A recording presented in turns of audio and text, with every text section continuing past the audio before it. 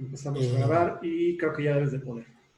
bueno, pues buenas tardes a todos, muchachos. Es un gusto para mí estar aquí con ustedes. Es una situación un poquito extraña. Muchas veces me gusta más tenerlos enfrente físicamente para poder ver bien sus reacciones y todo. Pero bueno, ojalá que los que están escondidos me puedan mostrar sus rostros, para que yo los pueda conocer. Y bueno, pues agradezco mucho, Toño, la oportunidad. Espero que este conocimiento sea útil para todos ustedes. Y lo más padre, sobre todo, es de que a mí me gusta mucho poder compartir pues todo lo que la experiencia me ha dado. Ahí les puse mi site para quienes quieran saber qué he hecho y por dónde he vagado y qué proyectos hemos desarrollado. Toño y yo hemos hecho muchas cosas juntos y tuve oportunidad de conocerlo también, así como ustedes, en un curso que di hace bastante tiempo allí en Querétaro. Y gracias a que Toño fue de esos alumnos que estuvo ahí duro y dale, pues hemos hecho muchísimas cosas juntos. En fin, pues vamos a dar comienzo. Voy a compartir mi pantalla.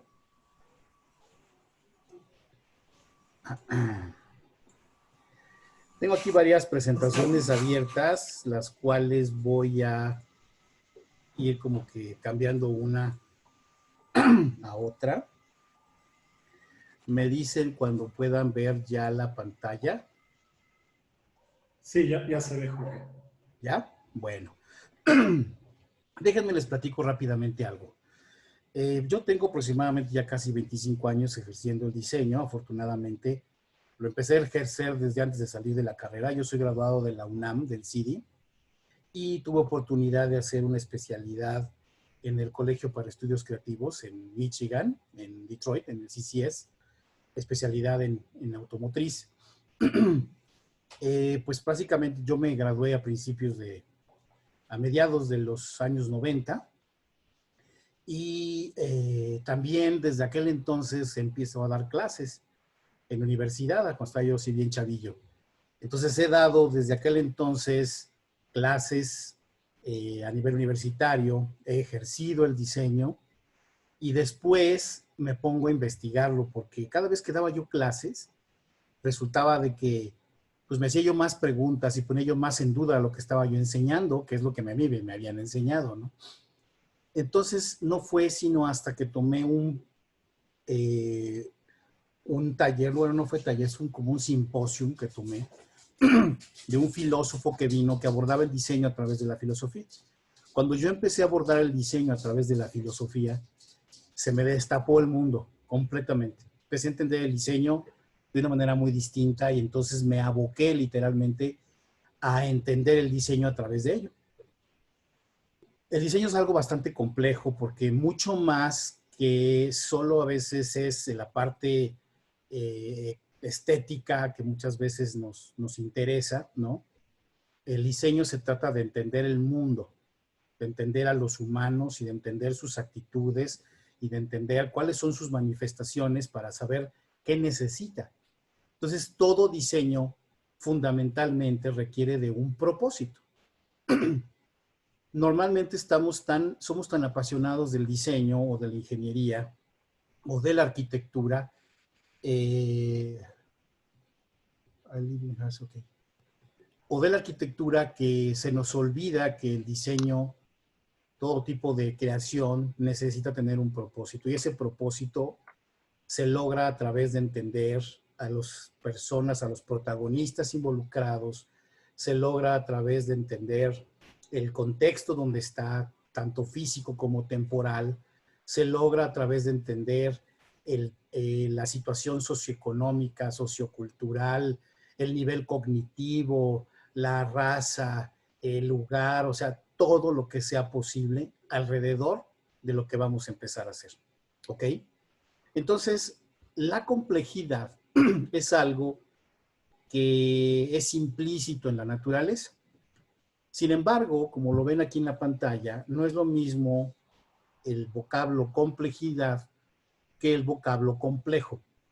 Vamos a ver ambas diferencias y por qué la complejidad es importante de entenderla y cómo se entiende y se proyecta hacia las cosas que vamos a crear.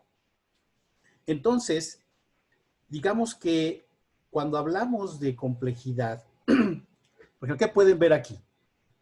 Si ustedes lo reconocen, pues seguramente los que ya saben qué es la cabina de un avión. Pues resulta de que esta es la cabina de un avión, un Boeing 777 de última generación, que cuando se lo presentaron a los pilotos que manejaban anteriormente los Boeing 747, cuando lo vieron dijeron, wow, qué simplicidad, es una maravilla, esto se maneja solo. Y yo creo que ahorita nomás se ver sus caritas y dicen, ay, simple, no manches, ¿no? ¿Cómo que es simple esto? Si está lleno de botones y de cosas complejísimas, ¿verdad? Luego, seguramente algunos de ustedes conocen esta interfaz, la interfaz de un software que se llama Rhinoceros. Para los que la manejan, esta es la interfaz que yo manejo. Así es como tengo yo mi interfaz de Rhinos. Yo ya no soy de la generación de los shortcuts. Ya mi RAM ya no me da para memorizar tanto shortcut. Entonces tengo que tener las herramientas principales que utilizo. Seguramente para algunos de ustedes les será familiar y ya no lo ven como esto, ¿no? Porque ya ustedes llegaron y dicen, pues a mano derecha tiene su menú de preferencias, los layers, abajo hay herramientas para esculpir y bla, bla, bla. Para algunos de ustedes posiblemente lo vean y digan, wow, ¿quién sabe qué es eso, no? O esto, si alguno de ustedes sabe música, pues si ve esto, seguramente va a decir, pues por aquí hay un X, Y o Z. Pero para los que no sabemos de música, cuando vemos eso, pues estamos observando un lenguaje completamente ilegible. ¿Qué quiere decir? Que el mundo tiene complejidad. Todos los sistemas tienen una complejidad, o sea, un nivel de elementos que se entrelazan y se correlacionan entre ellos, que brindan un resultado porque tienen un propósito. Desde el universo tiene su complejidad y así cada uno de los subuniversos que se van desde lo macro hacia lo micro tienen una complejidad. Pero las cosas son complejas hasta que descubrimos su estructura. ¿Y a qué me refiero con esto? Cuando ustedes ya conocen la estructura de algo, en ese momento esa complejidad se vuelve simple, deja de ser compleja, ¿ok? Entonces, la complejidad existe per se y todo tiene complejidad, pero se torna complejo cuando desconocemos su estructura. Entonces, es ahí una de las cuestiones principales que atañe a nosotros como diseñadores. Normalmente, cuando somos personas que nada más diseñamos estilísticamente, quiere decir que estamos diseñando sin una estructura. Una estructura nos tiene que decir del 1 al número que sea, sí, todo lo necesario de manera organizada, ¿sí? Para que podamos entender. A ver, ¿hay Ling Ho o alguien está con su micrófono abierto y sabemos todos los chismes? Ya la muteamos. Ahí, luego nos va a tener que compartir. Entonces, cuando diseñamos, necesitamos brindar estructura para que sea legible a otras cabezas. Entonces, seguramente ustedes ya habrán leído algunos libros de este señor Donald Norman. De sus principales libros, pues está este de Emotional Design y otro del diseño de las cosas cotidianas, ¿no? Y es importante que yo mencione esto porque todo comienza con entender cómo funciona nuestro cerebro. Nuestro cerebro, pues, es una herramienta fantástica que es una estructura de 3 capas principalmente.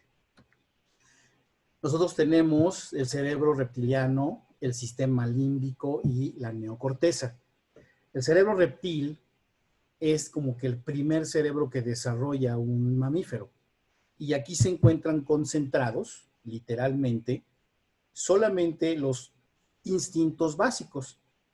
Los instintos del hombre que son reproducción, autoprotección, ¿sí?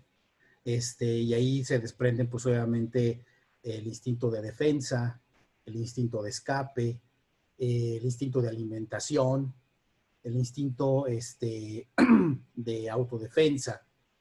Todo se encuentra ahí. Y en este cerebro límbico no hay permisiones. O sea, ¿qué quiere decir? Que en el momento en que hay un peligro, no hay momento para pensar, simplemente reacción.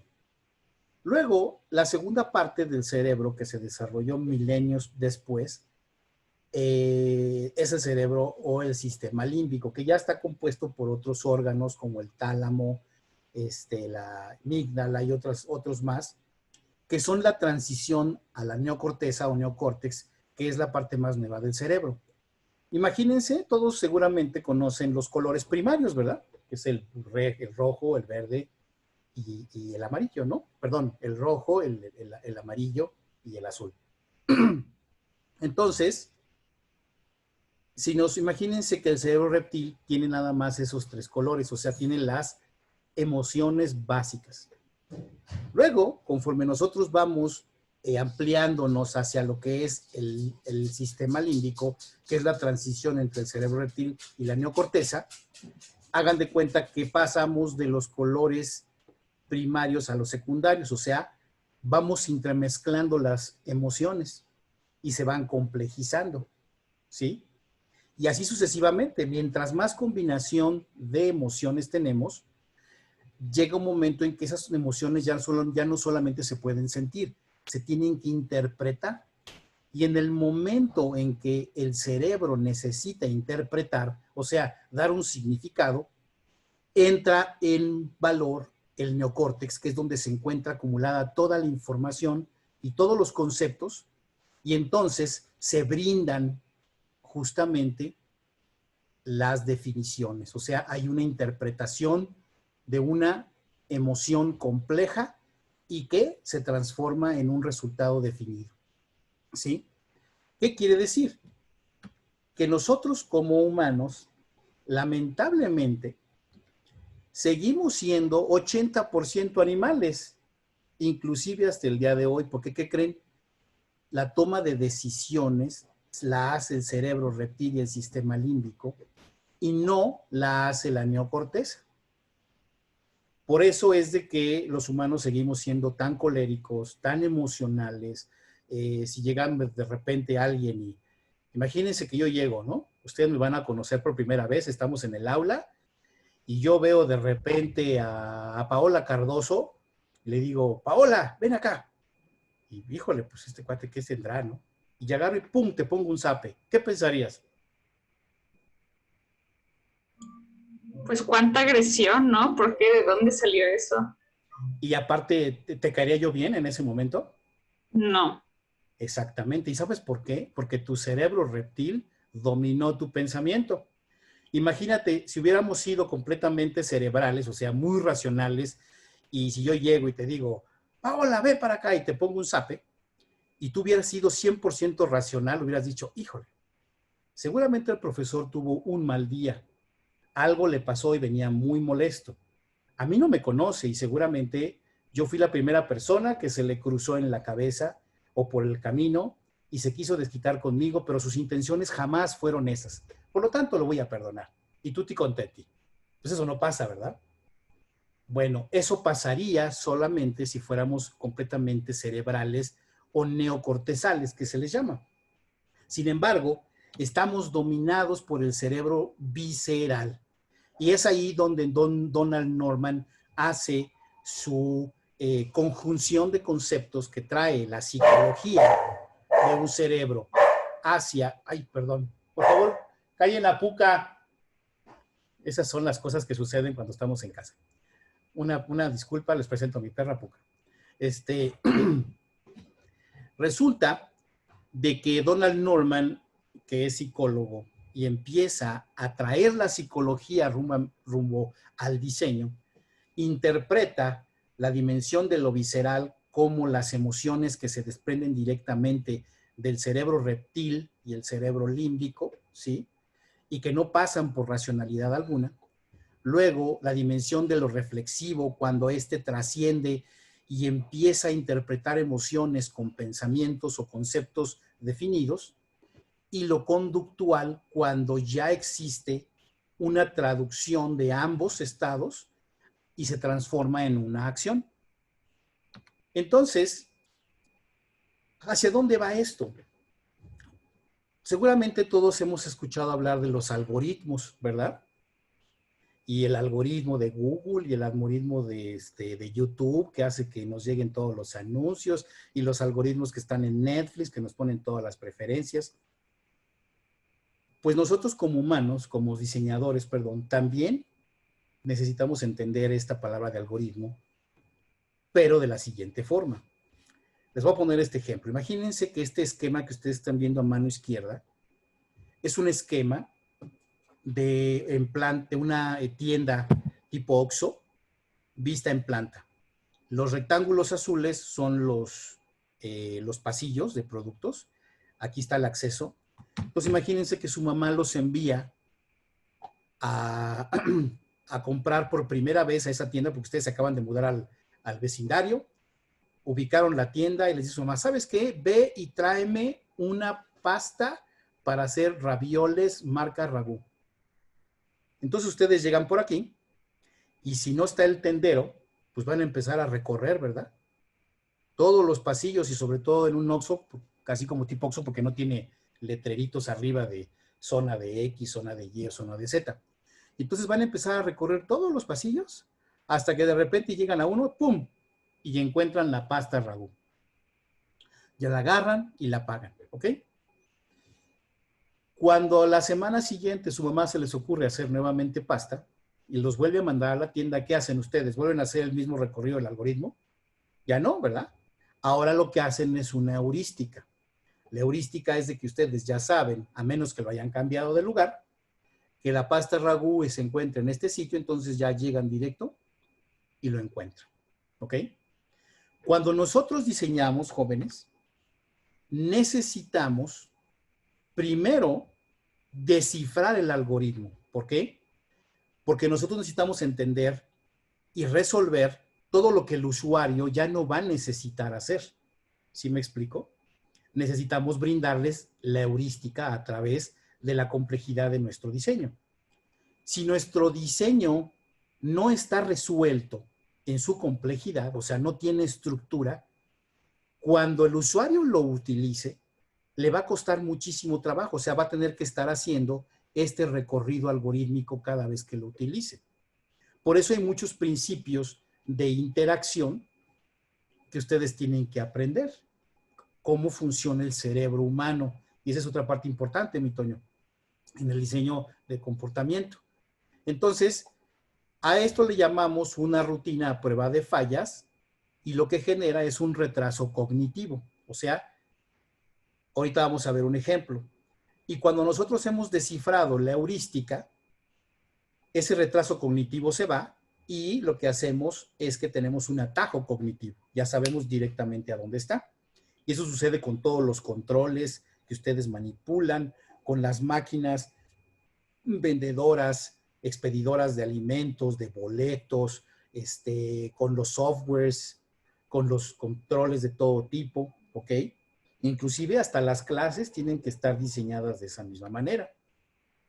Antes de pasar a esta porción de los ejemplos, les quiero mostrar este principio que yo le llamo el principio del origen, porque normalmente cuando uno diseña, uno tiene un objetivo y cuando uno avanza a la siguiente fase, ese objetivo normalmente ya cambió porque me encontré un artículo en internet que me hizo pensar en otra cosa. Y luego vi un video en YouTube que me hizo cambiar. Y entonces cada vez que yo regreso con el profesor, le muestro nuevas ideas. Y si el profesor no me regresa al origen, me voy a ir perdiendo y cuando llegue yo acá, voy a estar completamente fuera de objetivo. Lo mismo pasa con la estructura producto de la complejidad. En la estructura producto de la complejidad siempre tiene que haber un inicio y un fin. Y todo producto necesita de alguna manera a nivel semiótico demostrar ese principio y ese fin. Por si yo me pierdo por alguna razón en el inter, yo pueda regresar rápidamente al principio y pueda continuar mi camino, ¿sí? Entonces, el user interaction y el user experience son dos cosas muy importantes que se ejecutan en el mundo psicológico del cerebro humano. Y necesitamos entenderlo perfectamente bien para poder nosotros brindar servicios efectivos y que brinden, que sean, digamos, de alguna manera, estén diseñados para poder resolverle la vida a las personas. Este personaje, Yoshin Choi, que por cierto es de la Universidad de Cincinnati, ¿verdad, Toño? Él fue director como de 2008 a 2013 más o menos de la Escuela de Diseño. Luego fue provost del CCS y luego ya está en su propia empresa. En su propia empresa. Bueno, yo asistí a una conferencia que él dio ya hace bastante tiempo en la Ibero y me llamó mucho la atención este concepto que él traía. Él traía un concepto de interrelación que le llamaba el interplaying. Resulta de que existen diversas maneras de interactuar con un objeto, con personas o con cosas o ambientes. Y normalmente tenemos el malentendido que solamente tenemos que entender la parte ergonómica, fisiológica del cuerpo humano para poder interactuar con un objeto. Y no solamente es así. Entonces, obviamente la antropometría, la biomecánica, los factores humanos y la fisiología humana son importantes, pero eso hace que uno tenga algo que le llamamos la interacción fría. Por ejemplo, ¿qué es interacción fría? La que ustedes tienen con su mouse o con su teclado.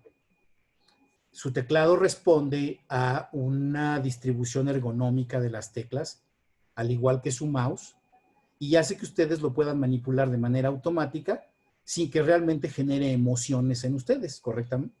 Pero tuvo que haber sido diseñado a través de antropometría, a través de biomecánica, ¿por qué?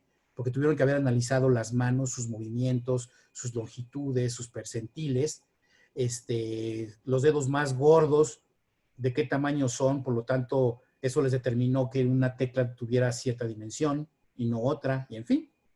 Y le llamamos una interacción fría. Cuando la parte emocional empieza a correlacionarse con la interacción, es lo que Yoshin Choi llama como interplaying.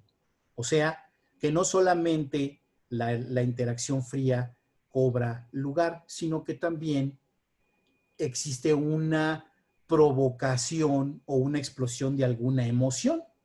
¿Ok? Pues, por ejemplo, vemos este teclado. Este teclado, por percepción, a cada uno de ustedes le va a dar una idea de algo, ¿no? Entonces, este teclado tiene esta forma justamente para evitar el mal del carpo en las manos, ¿no? Pero resulta de que si no eres una persona que sabe mecanografía, pues no lo puedes usar tan bien como las personas que nada más escribimos con 2 dedos, ¿verdad? Yo nunca aprendí mecanografía y siempre envidio a Toño porque él escribe como a la velocidad de la luz. Y yo aprendí con 2 deditos y luego pues de los 2 deditos crecieron 3 y ahorita pues creo que utilizo 6 dedos para escribir. Los muevo bastante rapidín, pero finalmente yo no me acomodaría con un teclado de estos. Pero el diseñador lo hizo para aquellos que ya sabían mecanografía. Y surgieron otros modelos como estos. Por ejemplo, tenía ambas funciones. Tú podías utilizarlo para personas que no sabían escribir con mecanografía como yo, pero también para personas que sí lo hacían. O también se hizo este otro que está aquí arriba, que está separado en 2, o que se apertura. Yo, a lo largo de que he dado esta cátedra, he preguntado varias veces cuál de todos estos teclados les brindaba mayor confianza. Les voy a decir en términos globales lo que una enorme cantidad de alumnos me ha dicho. Les he dicho, oigan, ¿cuál prefieren de estos 3 teclados? Y después de un pequeño rato de discernimiento, todos acordaron que o este. Pero nadie nunca se fue por el que está a mano izquierda. La respuesta aquí fue que al estar abierto, parece que está roto. y parece que las teclas van a salir volando. Y eso genera desconfianza. Y la desconfianza es uno de los sentimientos primarios que se emanan del cerebro reptil. Y por lo tanto, el cerebro, antes de discernir racionalmente que este es un buen diseño, porque cuando lo tienes cerrado puedes ocuparlo tan bien que cuando lo tienes abierto, no. Dijo, esto nos da desconfianza, se va a descomponer, se va a romper, no lo quiero, adiós. La semiótica de los otros dos no es tan radical como el teclado beige. En automático los dos se pueden saber que sí están diseñados para estar abiertos. Por lo tanto, los alumnos, algunos se fueron por el blanco y algunos otros se fueron por el negro, porque el cerebro reptil toleró esta separación no como un error, como en este caso, sino ya lo asumió como algo a propósito y ya cada quien empezó a seleccionar el color de su preferencia. ¿Sí me explico? Para que vean cómo el diseño se ve afectado por la conducta humana, ¿sí? Este es otro ejemplo muy interesante. Este es el esquema de una estufa. Imaginemos que estos son los quemadores grandes, quemador central y dos quemadores pequeños y tenemos las perillas, ¿ok? Gran error, y no sé si ahorita ustedes, quiero ver algunos de sus rostros, cuando se enfrentan a su casa, nos equivocamos en el uso de las perillas. A veces estamos batallando con cuál quemador va a encender cuál cerilla, cuál hornilla. Entonces, por ejemplo, la única que es clara aquí, pues es la del centro, ¿verdad? Porque las dos laterales no sabemos si la derecha, la que está hasta la derecha va a abrir la de arriba o la de abajo, o la que está hasta la izquierda va a abrir la de arriba o la de abajo, porque no hay nada que me diga, oye, se parece algo a alguien, ¿no? Entonces, lo único seguro aquí, la única que podríamos adivinar es la central, porque es la que semánticamente y semióticamente está diciendo qué pasó. Mientras las otras dos, pues hay una incertidumbre. Hasta que tenemos que aprender lo que está pasando aquí para hacer un poco de resumen. No hay estructura. Esto tiene una complejidad, poco legible, ¿sí? Mi cerebro tiene demasiadas opciones, por lo tanto, la única que va a la segura es la central. Es la única que mi cerebro puede determinar como una estructura segura, ¿cierto? Las otras dos no son seguras. Hay incertidumbre. Entonces, ¿qué hace falta? Aquí el algoritmo es a prueba y error. La única heurística clara es la del centro. Ahora, ¿qué pasa con este otro? Tenemos un diferente acomodo de las perillas, ¿verdad? Aquí la heurística es directa, ¿están de acuerdo? En automático sabemos que la del centro sigue siendo la del centro, la de arriba es la de arriba y la de abajo es la de abajo. No hay problema con eso, ¿estamos de acuerdo? La estructura es directa. El algoritmo pasó rápidamente de ser un algoritmo a ser una heurística. Y entonces el usuario jamás se va a equivocar. ¿Ok? Ahora vamos a ver esto. Ahora lo que hicimos fue ponerle un elemento adicional, que fue reducir la perilla inferior, haciendo una inferencia directa entre el tamaño y la posición. Entonces, todavía esta estructura es mucho más a prueba de error que la anterior. Entonces, esta sí es una heurística completamente directa, ¿sí? Pero ¿qué sucede? No todo es tan bello como esto. En la vida real no nos podemos quedar solamente con el diseño y la heurística. Tenemos que de repente utilizar lo que se llama ingeniería de diseño. La ingeniería de diseño que me dice, oye, el tamaño de esta plataforma es más grande que este y eso va a costar más. El herramental va a ser más grande, el lugar a donde se tenga que instalar va a ser más grande. Ah, ok, entonces eso quién sabe si pasa en costos. Otra cosa, aquí tienes dos diferentes tamaños de perilla y entonces nos va a demandar dos diferentes herramentales. Entonces, eso va a salir más caro. Entonces, esta parrilla pese a que funciona mejor en términos de interacción y usabilidad, es más costosa que la anterior. Entonces, el diseñador no se puede quedar aquí, tiene que seguir buscando alternativas. Y dice, híjole, ¿cómo vamos a empezar a ahorrar costos? Vamos a ver, ¿qué se me ocurre? ¿Qué se me ocurre? Ah, ya sé. Le voy a poner un affordance. ¿Qué es un affordance? Un affordance es algo complicado porque luego es un término que también Donald Norman acuñó y luego él mismo se retractó y cambió y se los dejo de tarea, que estudien qué es una affordance porque es una cosa bien interesante y lo Fue van a la ocupar. tarea de hace 2 semanas, entonces ya van a ser expertos ellos en saber Ah, qué en es. affordance. Ah, excelente. Muy bien. Entonces, ahí les contaste todo el anecdoto en la anécdota de Donald Norman que se retractó y el rollo. Bueno, les platiqué que era un concepto de Gibson, que fue como el papá de la psicología ecológica, Ajá. y que luego los diseñadores empezaron a interpretar, porque bueno, Don Norman no dice que fue el que se retractó, dice que los diseñadores entendieron mal, y entonces ya redefinió y aclaró qué Redefinió, significaba, ¿verdad? ¿no? Exacto. Entonces, pues, como diseñadores tenemos la obligación de irnos al punto óptimo en todos los sentidos, o sea, que funcione bien, que sea legible, que tenga una muy buena estructura y que también sea factible en términos de manufactura y costos. Entonces, como diseñadores brillantes se nos ocurre poner un gráfico. No es lo mismo hacer un herramental diferente para inyectar una perilla más pequeña que simplemente adicionar a través de tamponing un gráfico que ya me va a hacer la inferencia directa a la perilla pequeña. ¿Ok? O inclusive puede ser al revés, ¿no? La parte blanca alrededor, de tal forma que me reduzca el diámetro solamente de forma visual. Pero Mercadotecnia nos sigue diciendo, planning, no, no pasa, está muy caro. Sigue, busca cómo optimizarlo. Ok, voilà. Uy, entonces los expertos en usabilidad dicen, este está precioso, este no tiene ratas. Este es el mejor layout en términos de heurística. No existe problema alguno en él.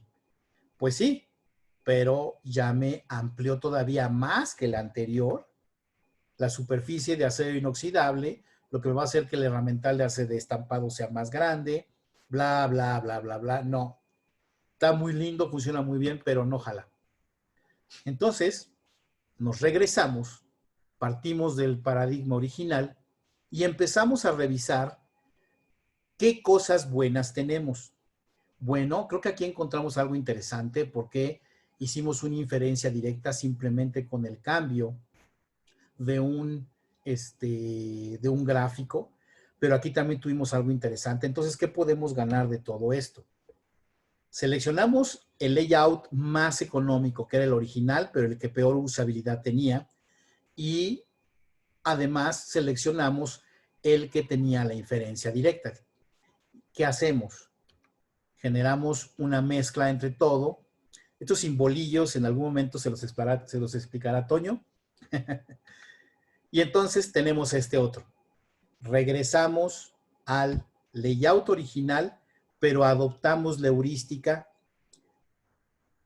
que es funcionar a través de un gráfico. Entonces, ahora sí, si nosotros volteamos este gráfico de tal forma que sigamos teniendo la perilla del mismo tamaño, pero solo reduciendo la parte visual, la inferencia es directa y en automático yo ya sé que el central es central y los otros son los laterales y que el de los extremos son los grandes y los que son intermedios son los chicos. Y aparte, también el nivel cognoscitivo hace que siempre exista una lectura.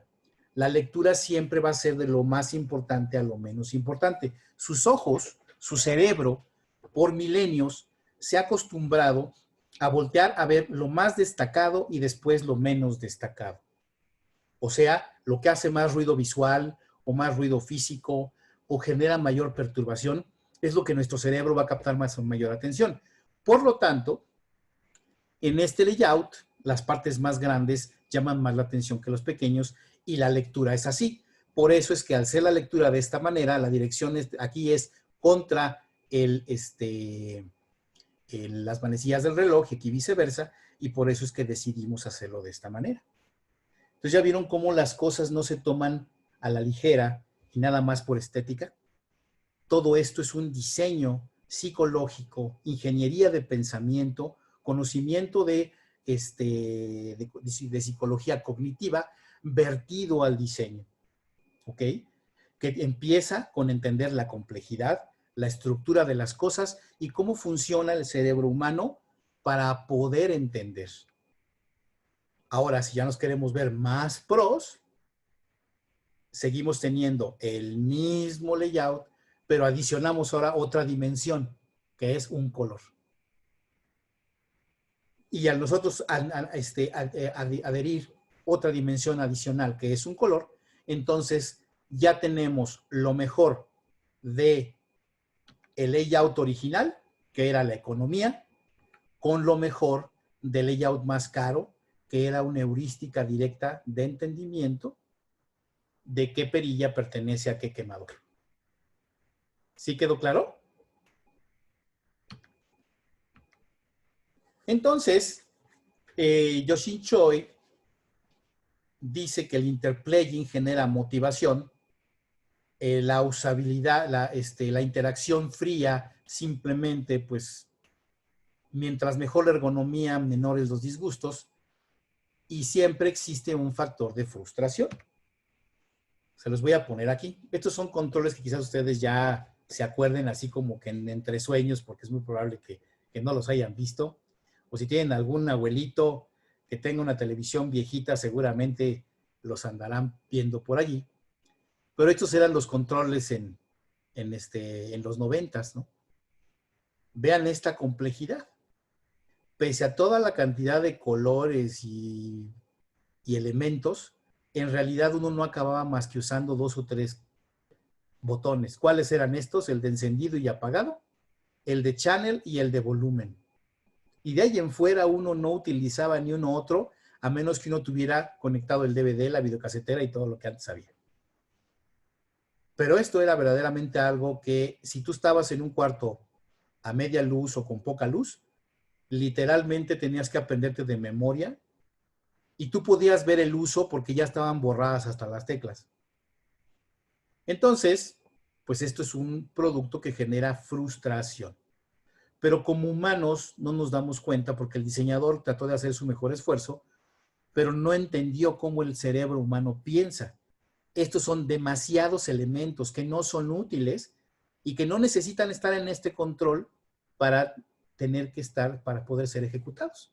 Por lo tanto, una vez que empezaron a entender esto, se brincó a este tipo de otros controles a principios de los 2000, a donde se dejaban solamente los números, se adicionaron controles ya directos de la videocasetera o DVD y se dejaban los botones tradicionales de canales y volumen. Aparte que tenían una forma más ergonómica y este control tenía una mucho mejor interacción, aunque no necesariamente nos hacía reír o sentirnos bien, ¿verdad? Ustedes son muy jóvenes y seguramente ustedes ya ven a este equipo pues como algo caduco y del pasado, porque ahorita seguramente ustedes ya están con rollos ya que vienen los jesters en el espacio y el virtual reality y todo ese rollo. Pero en mis tiempos jóvenes esto fue una gran innovación.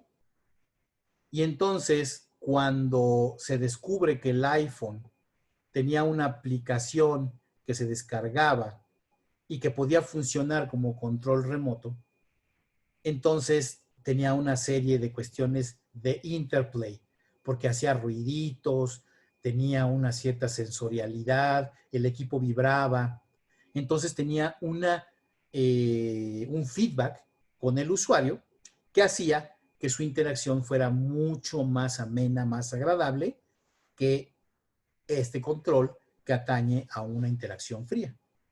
Entonces, con base en eso, estos son ejemplos de máquinas de expedidoras de boletos, de estas en las que uno paga estacionamiento. O sea, vean, este es el perfecto ejemplo de lo que no deben hacer. El diseñador que hizo esto se ve que no tiene absoluto conocimiento de nada de lo que se acabó de decir. Eso sí, le encanta la estética. Y pensó que haciendo bolitas y celulitas y cosas como estas, el producto iba a ser bonito, iba a ser agradable. Pero si ustedes se fijan, son un bonche de formas que tienen que tener auxiliares para ir leyendo, pero ni siquiera uno sabe por dónde empezar. No hay una arriba, ni una abajo, ni una izquierda, ni una derecha. Lo que hace el ojo es, su último recurso es, psicológicamente hablando, yo me voy hacia lo que más me llama la atención. ¡Pum! Aquí. Entonces mi vista empieza por acá. Oye, pero mi cerebro me dice que yo tengo que meter una moneda. Ah, no, entonces no es acá. ¿A qué se le parece? Tragamonedas, tragamonedas. Ah, aquí hay una ranura. Semióticamente, una ranura me dice que por ahí debe ir una moneda. Pero, pero tengo que meter primero el boleto. Ah, es acá. Es una ranura, pero acostada. Entonces, mi cerebro tiene que ir recurriendo a su memoria cognitiva, a su acervo de información, para ir descifrando un algoritmo muy complejo, porque este producto no tiene estructura. Por lo tanto, se torna complejo. ¿Ok? O sea, todo va para todos lados, hay colores aquí y allá, te llama la atención este letrero y por qué, con una letra mínima, en fin.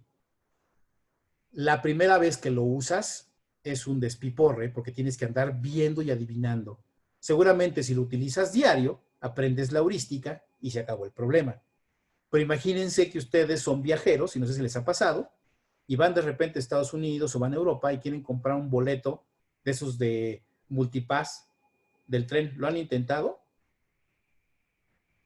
Los que no lo hayan hecho es un dolor en el trasero. Son ilegibles. Y lo peor de todo es que dices, ya metí la lana y fueron 5 euros y ya se la tragó y no me dio lo que yo quería y esta no era la tarjeta que yo deseaba y ahora ¿a quién le reclamo? Y está la señorita que no te pela y si estás en París peor porque son unos pelados. En fin, vean lo comprometedor y la poca responsabilidad que tiene un diseñador que hace esto. No piensa en el peor escenario. Estas máquinas tienen que ser diseñadas para el peor escenario. Les voy a poner otro ejemplo. Imagínense ustedes, señoritas, están de noche en un estacionamiento, salen de su oficina a las 11, está vacío, hay un auto sospechoso con un monito que las mira feo. Es la primera vez que están en ese estacionamiento. Corren a la máquina para pagar su boleto. ¿Y qué pasa? ¿Cómo carajos? Y aparte su estado mental está alterado. Está irritada la emoción porque están temerosas de que esos fulanos vayan a salir a hacerles algo y por lo tanto no pueden poner toda la atención y no pueden leer cada uno de los letreros. ¿Creen que eso es justo? Pues absolutamente que no. Por lo tanto, la responsabilidad de nosotros como diseñadores radica en nutrirnos del mayor conocimiento posible para poder resolver y hacer que nuestro cerebro entienda de la mejor manera. Este es otro ejemplo, que hasta tuvieron que ponerle una tripa aquí de color con números para que el usuario pudiera seguir la pista, así como Hansel y Gretel, ¿no? Y no obstante, tienen que ponerle letreros. Mal. Aquí el usuario se queda, ¿qué es esto? Máquina de café es un poco mejor. Problemas que tiene esta máquina de café. Los gráficos interfieren con la importancia del tablero. Por ejemplo, si ustedes se fijan, no hay necesidad de que se duplique este gráfico. Y aparte que le pongas café, si la imagen es lo suficientemente elocuente, es suficiente, ¿están de acuerdo? Por eso el viejo cliché que dice una imagen habla más que 1000 palabras. Entonces ya no tienes que ponerle café, y menos diciendo que este es el café mocachino y este es el mocachino inverso y este es el mocachino sin azúcar y este es el que no es chino, pero sí es moca, ¿no? Entonces, eso a ti no te interesa. Quizás una buena imagen de un café así espumosito y otro de un chocolate con un churrito hubieran sido suficientes. Y entonces, este panel, que ya tiene una mejor estructura, porque ustedes se fijan, dice café, expreso, té, chocolate caliente, capuchino, Y aquí ya tiene las letritas, ¿no? A1, A2. Entonces eso ya tiene una estructura mucho más legible, ¿cierto? Su estructura es, empiezo aquí y avanzo acá. Sin embargo, imágenes hubieran sido también de mucha más ayuda, independientemente que tuvieras las diversas membretes. Imagínense una imagen aquí de un café americano, de un expreso con una mini tacita, de un té con una banderita de té por dentro, un chocolate con un churrito. Automáticamente, rápido tu cerebro no tiene ya que leer. La lectura es antinatural en el entendimiento de todo lo que es estructuras. La lectura solamente se debe de poner como un elemento de ayuda en caso de que no sea factible hacerlo de otra manera. Pero no debe de ser su primera opción, ¿ok? Entonces, aquí uno de los grandes errores es de que esta parte debe de estar arriba, porque es la más importante. Y entonces dejar toda la parte inferior como este póster publicitario del café y bla, bla, bla. Y entonces hace uno la máquina menos compleja de leer y más rápida de entender. ¿Sí me explico? Muchas veces el problema radica en que estas máquinas se diseñan antes en ingeniería, se empaquetan en ingeniería y luego le dicen al diseñador, vístela. Entonces el diseñador tiene que buscar el portamonedas que está acá arriba y luego el recibidor de billetes que está acá abajo. ¿Por qué? Porque a veces ingeniería no piensa en esas cuestiones de interacción y simplemente resuelve porque el cable que es para alimentar el entregador de billetes es muy caro, por lo tanto, pues decidieron utilizar el tramo más pequeño. Pero no necesariamente tiene que ser así, ¿ok? Por lo tanto, un objeto de estos tiene que interrelacionarse su construcción y posición de cajas negras en conjunto con la interacción de las personas. Entonces, diseñadores e ingenieros, en este caso, son el mejor matrimonio para poder hacer la máquina más perfecta. Estos son mejores ejemplos de máquinas que están mucho más simples de leer y pese a ello, fíjense cómo seguimos con las broncas, ¿no? ¿Ustedes creen que el diseñador hizo esto porque le gustó la repartición de las cajas? No, es porque ahí tuvieron que quedar y no hubo de otra. Entonces, máquinas como estas tienen que ser diseñadas por ambas partes desde el principio. ¿Qué sería lo ideal? Acuérdense, estructura. Es lo que nos dice la regla de la complejidad. Brinda estructura. El principio del origen, ¿qué nos dice? Ten un inicio y entiende que el cerebro siempre va a ver de lo más importante a lo menos importante. Normalmente siempre uno lee de arriba hacia abajo que de abajo hacia arriba, ¿verdad? Entonces, aquí si ustedes se fijan, yo tengo una ventana a donde tengo principalmente el acceso del boleto, porque normalmente en el mundo occidental leemos de izquierda a derecha, ¿verdad? Entonces, lo lógico para mi cerebro es que la primera lectura sea aquí. Y si luego yo le pongo un marco rojo, va a ser una affordance como la perilla de la estufa. Luego tengo una pantalla que me está indicando qué está sucediendo, cuánto debo de pagar. Entonces, segundo nivel, pesos. Le pongo un color relativo a pesos, que es el verde, que es el color más relativo al dinero. Entonces, tengo aquí las 2 o 3 diferentes tipos de ranuras para pagar con monedas, para pagar con billetes o para pagar con tarjeta de crédito, que en automático lo podemos ver. Y en tercer elemento tengo un delivery, o sea, me va a entregar cambio o me va a entregar un recibo. ¿Ok? Y separado a esto, no como lo tienen los demás, tengo mi tablero de instrucciones, que es una affordance. Si y solo si es requerible, yo tengo un primer paso que atañe al primer renglón, un segundo paso que atañe al segundo renglón y un tercer paso que atañe al tercer renglón. Por si es que esto no me quedó lo suficientemente claro, ya puedo yo leer cómo proceder. ¿Ya vieron esto? Con este layout, yo ya puedo llegar con ingeniería y decirle, mira, yo quiero que el acceso para los boletos quede aquí, la pantalla quede acá, luego los accesos para paga queden aquí, todo lo que es devoluciones, y lo último quede acá. haz tu ingeniería para que así quede, para que la interacción sea directa. ¿Ok? Ejemplos. Jorge, creo que Sí. algunos tienen clases a las 7, entonces si empiezas a ver que se empiezan a salir algunos, no te Ah, ok, es que ya se nos preocupes. acabó, ¿verdad? El tiempo.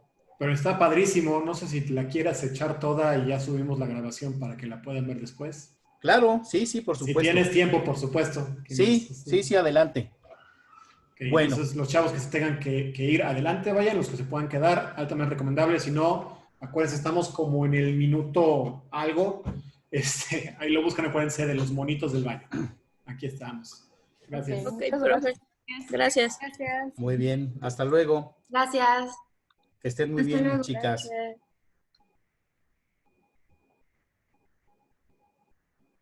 Perfecto. Pues vamos a continuar. Aquí tenemos 3 ejemplos desde interacción ilegible, interacción fría e interplaying, ¿no? Entonces, este es un muy buen ejemplo en donde ponen un zapato y otro zapato, pero no hay colores ni nada. Entonces, tuvieron que poner aquí un letrero de que este era el baño de hombres y este el baño de mujeres y no era un guardarropa ni nada, ¿no? Luego, pues tenemos el típico ejemplo en donde tenemos un icono de hombre y un icono de mujer. La gente lo identifica de manera muy, muy rápida, pero en definitiva, pues no te hace reír ni nada. Y luego tenemos el interplaying, ¿no? Que hoy en día, en estos tiempos, pues bueno, ya es ofensivo para muchos, pero en algún tiempo, pues, aquí, por ejemplo, estos monitos están haciendo pipí, ¿no? Es las diversas formas en cómo nos hacemos pipí hombres y mujeres, o aquí está el pícaro, ¿no? Viendo a la chica, o acá igual, ¿no? Entonces, son 3 ejemplos que aquí, pues, indudablemente uno entra al baño de manera contenta.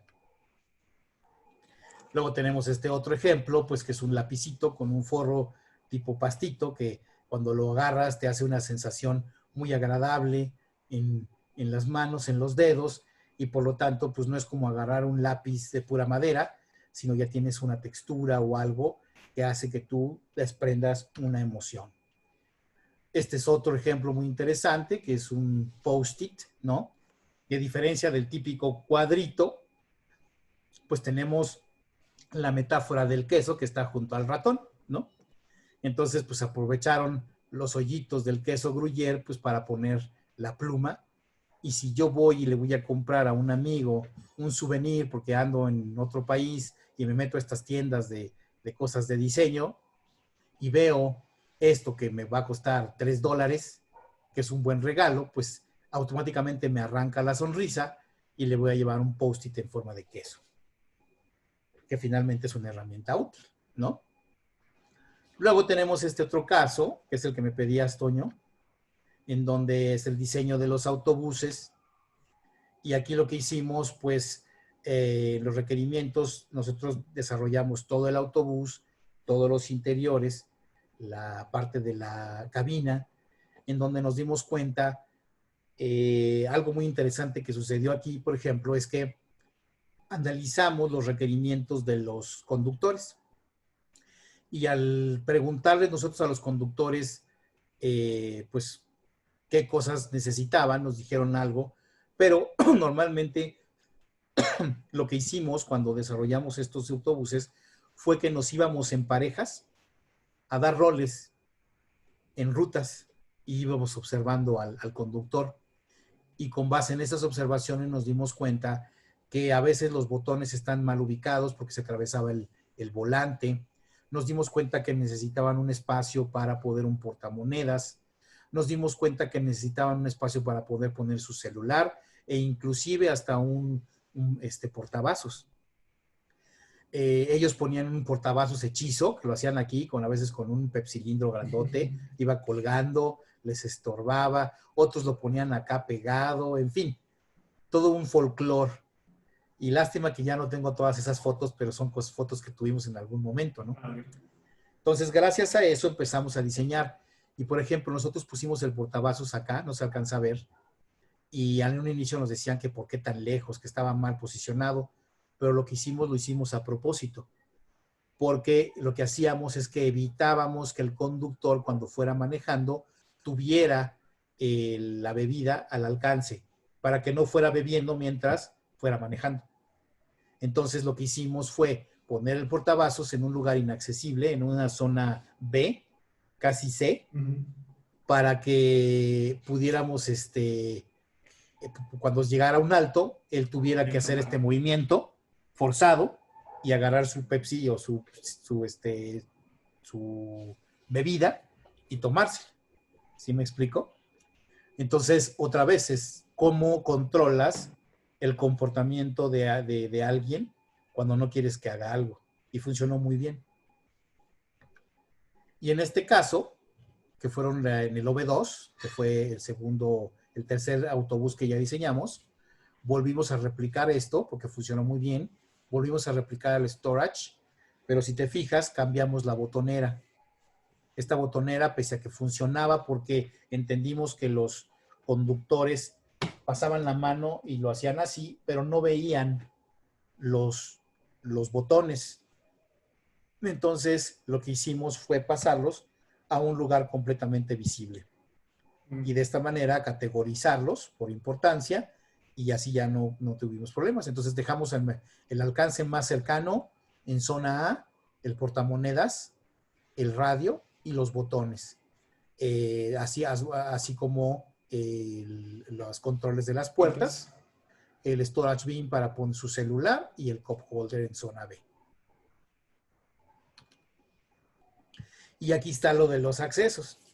Entonces, normalmente en este layout, que es el layout tradicional de pasillo central, pues en México sabemos que pues, los pasillos siempre van atascados de personas y que nos enfrentamos a diversos problemas, ¿no? El problema de que entras y aparte de que está lleno de gente y eso hace que tú tengas que pasar apretujadamente entre todas las personas para poder llegar a la salida, pues en el Inter te van bolseando, a las chicas las van mancillando y es un problema.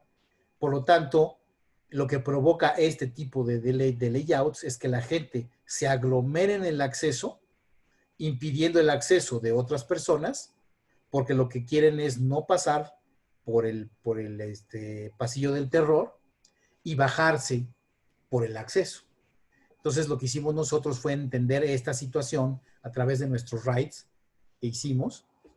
Y lo que, como empezamos a arreglar las cosas fue que, primero que nada, decidimos poner una batería de un lenguaje prohibitivo. Entonces, ya de por sí la gente, al estar parada ahí, se sentía incómoda porque te estaba diciendo, aquí no puedes estar. Por lo tanto, lo que hicimos fue romper el layout de pasillo por antesalas. Entonces, al voltear nosotros las antesalas, automáticamente la gente fluía hacia los vestíbulos. Y sin embargo, nos criticaron originalmente que estábamos perdiendo asientos y que lo que más les importaba a los permisionarios, a los dueños de las líneas de autobuses, era el cupo. Entonces, ¿qué hicimos nosotros? Poner semiasientos. Pusimos áreas de gente semisentada y con la misma distribución. Entonces, lo que se provocaba con esto era que yo llegaba al acceso. Me sentía incómodo por estar parado en un lugar que me está diciendo que no debo estar. En automático veo que se está liberando un cuello de botella y entonces yo paso directamente a una zona de vestíbulo. Y lo logramos. Aquí ven otro ejemplo, ¿no? ¿Y qué fue lo que hicimos? Aquí está el típico acomodo en el asiento. Tenemos asientos 37, personas de pie, 5 personas por metro cuadrado, que es lo que determinaba la norma como un máximo, o sea, 19, 57 en total. Pero ¿qué pasa? Al liberar espacio, metimos 23 personas de asiento, o sea, menos asientos, pero metimos 10 semisentadas y 27 paradas. Entonces, lo que analizamos fue que no era problema que 27 personas fueran paradas porque había un flujo constante de personas que se paraban y se iban y no se quedaban completamente paradas. Entonces, una cosa importante aquí es que no hay que analizar las cosas de manera estática, sino en dinámica, conocer los flujos los comportamientos y con base en eso tomar las decisiones. ¿Me explico? Entonces, otra cosa que hicimos fue reducir el costo del ensamble, porque cada asiento tiene un costo. Y al quitar asientos, hicimos más económico el interior. Entonces, pues bueno, esto funcionó para algunos permisionarios. Por ejemplo, en este que es un vehículo más grande, que era el 65, teníamos 65 contra 68. Acá, en este caso, teníamos 56 contra 60. O sea, en ambos casos estábamos ganando personas en su máxima capacidad, reduciendo el costo de ensamble del interior del producto. Entonces, aquí también interferimos con el comportamiento natural de las personas, simplemente reorganizando el layout de asientos y poniendo algunos lenguajes que llegan a nivel límbico, o sea, a nivel de la estructura del cerebro reptil, y afectan de manera emocional, visceralmente hablando, a la persona, por lo tanto, toma una determinación de moverse. Entonces, aquí está cómo se llevan a cabo esos, ¿no? Y pues bueno, estos son algunos de los libros que yo recomiendo que se echen, ¿no? Obviamente, The Art of Innovation, de 100 cosas que todo diseñador debe saber sobre las personas, pues el de Vogel, ¿no? Que en la última edición los dibujitos son míos, por cierto. Ah, ¿en el de Vogel? Sí, en el último que sacó. Excelente. De psicología cognitiva lo recomiendo muchísimo. Y otro que no puse aquí que se llama Designing with the Mind in Mind, que ahorita te digo es pues, digo, aprovechando que estás grabando. With the Mind in Mind. With the Mind in Mind. Este es un librazo y es de Jeff Johnson. Vas a ver, lo voy a pedir. Sale, ese también es un muy buen libro. Obviamente tengo aquí el libro de Norman, de Living with Complexity, que también es muy recomendable. Es un poco denso, pero pues es muy recomendable. Universal Principles of Design, y pues los de cajón, ¿no? Emotional Design y el diseño de las cosas cotidianas, ¿no? Ay, Jorge, pues yo nunca me voy a cansar de ver estas presentaciones. Hace mucho que no veía la de la estufa. Me encantó. Está muy explícita, ¿no? Sí, no, padrísimo. Si quieres, lo dejamos aquí, para acá sí. Hoy. Lo otro que les voy a enseñar, lo de Crown, ¿verdad? Sí, pues fíjate, tenía yo aquí varias interesantes. Una era la de Ford. Que aquí pues también habla de toda esta cuestión de interacción. Y también la que hicimos de Maven, que esas pues tú ya se las puedes ir mostrando, porque creo que todo lo que hiciste aquí del comportamiento es muy, muy válido, ¿no? Y lo de Crown. Sí. Pues muchas gracias. Voy a dejar de grabar ahorita, agradeciendo tu tiempo de estar por acá con nosotros y regalarnos una horita y cachito de tu tiempo. Muchas gracias. Pues está muy bien. De Crown sí muéstraselos porque sí. Aquí habla, por ejemplo, esto que hicimos, ¿te acuerdas de los perros? Y cómo entendimos y con base en esto sacamos colores y vale muchísimo, muchísimo la pena, lo del octopus. Sí. Sobre todo que van a tener que hacer algo así para su trabajo. Voy a dejar de grabar ahorita. Gracias, chavos.